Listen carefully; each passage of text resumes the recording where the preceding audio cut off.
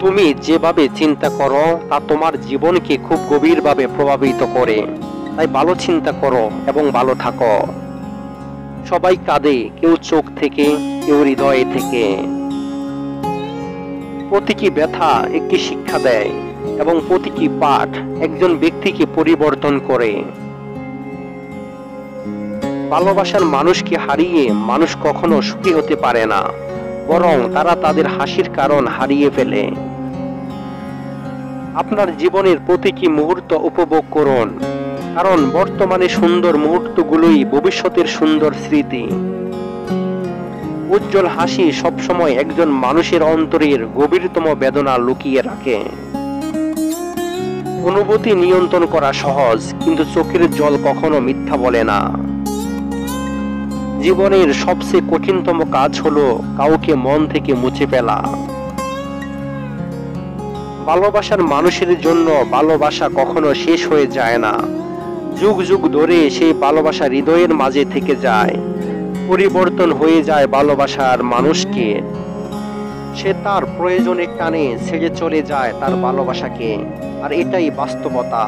আর এই বাস্তবতাকে আবেগের টানে না বোঝার মানুষ আমরা।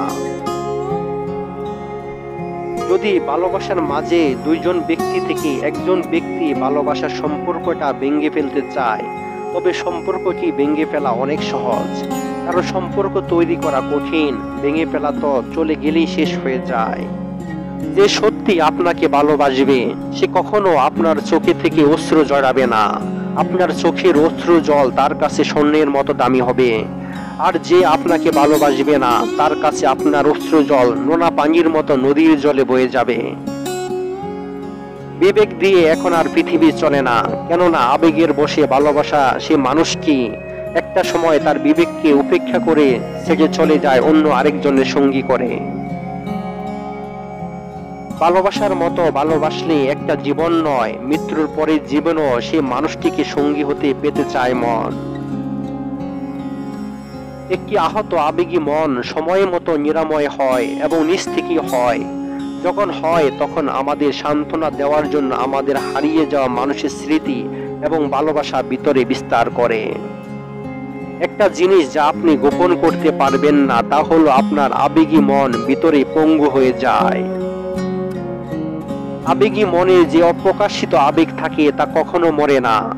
এগুলি জীবিত কবর দেওয়া হয় এবং পরে কৃপণের মতো বেরিয়ে আসে।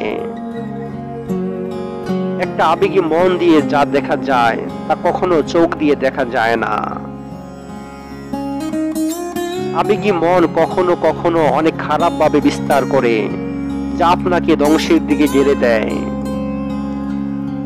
জীবনে চলার পথে অনেক কিছু এগিয়ে চলতে হয়, ঠিক তেমনি আবেগকেও এগিয়ে চলা দরকার।